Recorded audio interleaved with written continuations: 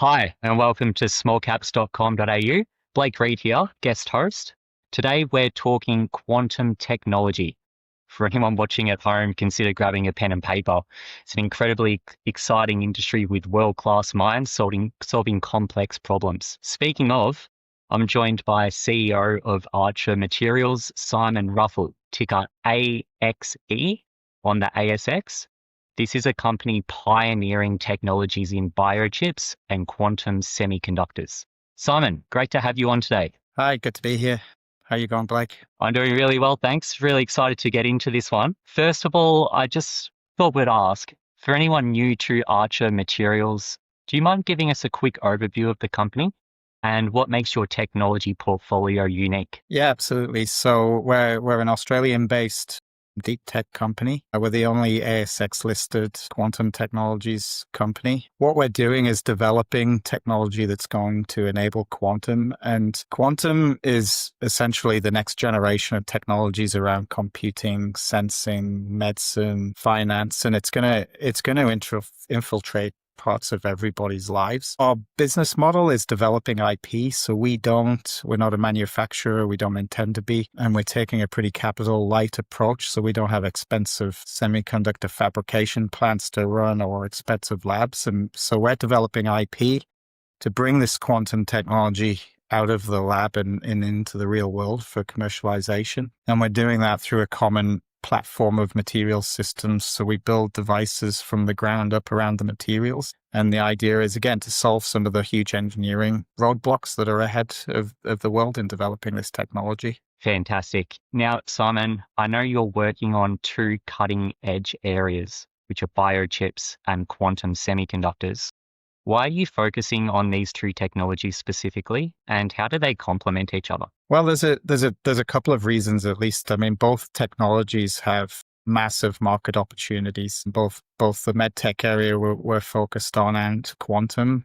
Those markets in the next 5 years are going to be as big as tens of billions of US dollars. So first of all, huge opportunities. And then, as I said, Archer's technology is based on this common carbon materials platform, and that platform allows us to build quantum semiconductors for computing and sensing, as well as those medical diagnostics applications and products. So that's the way they're linked. And what we're doing then is leveraging that to have those parallel streams of technology development. So we've got more than one opportunity to generate revenue and commercialize the technology. Yeah, that's fantastic. I guess you mentioned you're building the foundation on some solid materials. What does that mean in terms of Archer's big picture mission? What do you see the most significant impact at the moment, in the future? Is it in healthcare, in computing, bit of both? Yeah, a bit of both. And the beauty of quantum and why it's such a huge opportunity is it's in computing, it'll be in health, it'll play a role in defense applications, communications, cryptography. So we'll be touching on all of those areas. Quantum computers, particularly interesting. That's a massive market, and quantum computers are going to be able to do things that we can't do right now with traditional computers. But as I was saying, there's challenges ahead for everyone working in this field, even the big companies that are scaling these systems to solve real world problems. So Archer's play there is the IP that we'll develop around this material system to solve some of those roadblocks. And we'll be looking for licensing opportunities for our technology to maybe big players such as Microsoft or Amazon, for example. And then the medtech industry is going through a big phase where there's a larger and larger push to get diagnostics and treatments away from clinical settings and into the homes and reduce the cost burden associated with all sorts of diseases. So this is a fantastic time to be in this area where, we're going to be seeing a lot more of that, especially in countries like the US, and our technology will be producing products there to fill those gaps. Yeah, absolutely. And you mentioned you've been partnering with many companies that are already in this space. You've recently partnered with a couple of the global leaders, IMEC, and the CSIRO. How do these collaborations accelerate your commercialization and your research and development? Yeah, I mean, they accelerate it, but they're essential for us as well. So it feeds back into our business model of having a capital light approach that allows us to move quickly. What comes with that is we need these partnerships to access, decades of knowledge in certain expertise areas, facilities that we don't have to maintain and run, but we can access. And then most importantly is the commercialization strategy we have, where we're working with, not just world-class research organizations, but partners that we'll commercialize these products with later on. And our strategy, we've been really sort of deliberate in terms of our strategy around the partners. So historically, we had a lot of academic partners for the early R&D. Now we're looking to pick and only work with world-class companies and development organizations, just to ensure that, we can commercialize these things. But like you say, it just helps us accelerate that work as well. Now, just to change tune a little bit, how do biochips and quantum computing shape the future of healthcare and computing? A bit of a loaded question there, but why are these technologies so valuable and critical over the next decade? Well, it's the areas where, the human race needs help. So quantum computation, for example, is going to unlock areas like drug development, secure finance. If you look at drug development right now, in the future, you might be able to go to the doctor, and a quantum computer will be able to sort of process your symptoms and whatever's going on with you, and you get customized drugs that'll be much more effective than anything else we currently have. But we're going to need quantum computers that can quickly simulate and synthesize those drugs. And as I said, with medical diagnostics and the medtech space now, it's just, we're the world's an aging population. Health systems are, under incredible burdens, and also people in general want more ownership of their health and their diagnoses and treatments. And that's where, some of these portable medtech devices like we're developing are going to play a role. So, and, beyond that, quantum's extendable from, away from computing to areas like sensing, which is really interesting for defense organizations, for example, mining. You can use a quantum sensor to map out minerals underground. So, I've picked just 2 or 3 examples there, but there's a plethora of areas where quantum is going to be. It's almost not going to be anywhere. It's going to be almost in every facet of life and industry and technology. Yeah, no, absolutely. We can definitely tell that, quantum computing, there's been so much investment into that. A lot of the big tech companies around the world are trying to develop their quantum computers. We know how valuable it can be in solving new problems, which kind of leads on to Archer itself, Simon. You mentioned that a lot of your strategies revolved around your IP and working with other companies to, accelerate technology based on using your IP. Is that your competitive advantage when people are looking at Archer? And can you maybe talk about how working with other companies accelerates the technology into eventually being commercial? Yeah. First part, I think that's our advantage, especially as an Australian company. We're developing IP in-house, and then everything else then is partnership driven to push that out into the world.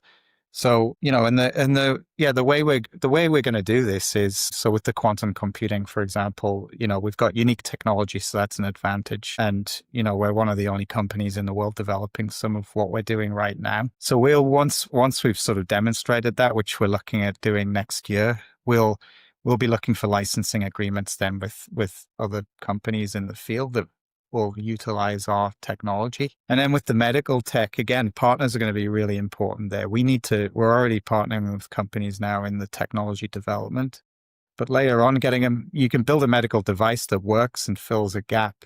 There's barriers then to getting that out to market and embedded in the payers and the sort of clinical and doctor circles. And that requires help with another company that's in that space. So as we develop prototypes through 2026, we'll be working with other medical diagnostics companies that have interests in this area. And that'll be our go-to-market strategy with those partners. Yeah, Simon. And monetization is something that's on a lot of people's minds with early stage technology companies. You mentioned licensing, joint ventures, product development with other companies. Do you have a strategy in mind in how you can monetize the assets you have at the moment? And what are you thinking about getting to that stage? Yeah, so Yeah, the way we'll monetize is with licensing agreements and going to market with companies that are already in the area with products that are out there. What's required though, from where we are right now to get into that point will be key. The key things that we need to get next year, this is what 2026 is focuses on, is getting our first prototype of the medical diagnostic so that we're ready for clinical trials. That'll be a key point where, we'll work closely with partners then through that period so that after the regulatory approvals, we'll be ready to go and market with them. But, we have to get from the lab, which is where we were a year ago, to having a real tangible manufacturable product in the middle of next year. And similar with the quantum technology, whether it's sensing that we're also working in or whether it's the quantum computing, a major milestone for us is to be moving away from PowerPoints and drawings and discussion around what we're doing to, again, real physical demonstrators of the technology that prove the entitlements and the use cases for those. And then, that, again, it just makes my life a lot easier to talk to potential users and licensors of that technology. Yeah, no, absolutely. That definitely makes a lot of sense. And I'm glad to hear that, you've been accelerating a lot of your core foundation technology into some usable products. I wanted to talk about, Simon, the events in quantum computing recently. I know you've been incredibly busy all over the country, especially in the last couple of months. We met at the Semiconductor Australia conference just last month here in Sydney, which was in October. Personally, I saw so much interest and passion in the room, and surprisingly how much collaboration there is with other companies in the space. It's not often you see competing companies generally working together to solve a problem and create a solution, but it feels like the opposite of that. The companies are collaborating and really trying to get quantum work. So can you just talk about your experience at the events you've been to as of late, and maybe some insights about what the investors are saying and what interest is in the space at the moment? Yeah, I mean, overall, I would say that there's a lot going on. There's a lot of companies out there ranging from startups on day one through to some really significant companies like PsiQuantum now in Australia. So huge amount going on. And as you say, it is collaborative, and that's because it's unique in that it's still a fairly early industry. And there's just so many problems to solve that not one company alone is going to manage to do that. So there's a lot of collaboration. But that's a positive for companies like Archer ourselves. So the more that's going on, the more problems that need to be solving.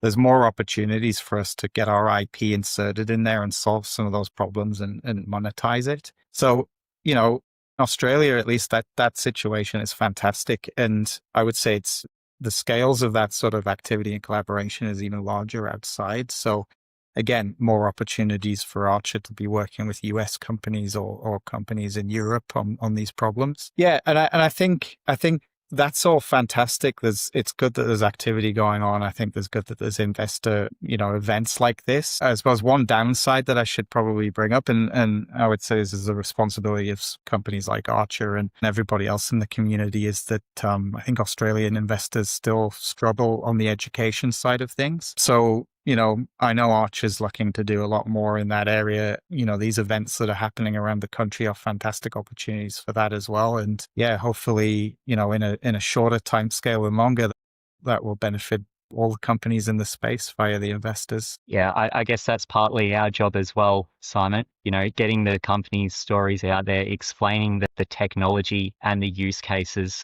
Obviously, you think quantum computing or quantum technology, and it seems daunting, right? But, the more you dive into it, the incredible opportunities in solving real world problems is there. And as you mentioned, there's so many companies doing some great work. There's world-class people in this industry because they know how valuable it is. So it's one of those things where, the Aussie market is naturally drawn to, mining and biotech and banks, but there is a market here for technology and especially quantum technology as well. So no, that's a fantastic insight, Simon. Thank you so much. I learned a lot here. I still think we're scratching the surface though. We can talk about in more detail in the future your specific technologies and the use cases and how you're moving them forward. Congratulations on the success you've had. And it's pretty clear that ARC is positioned at the forefront of quantum computing and quantum technology. You know, you're in semiconductor, you're in biochips as well. You know, we're looking forward to following the progress. More to come from small caps in the space. Thanks for watching. Thank you.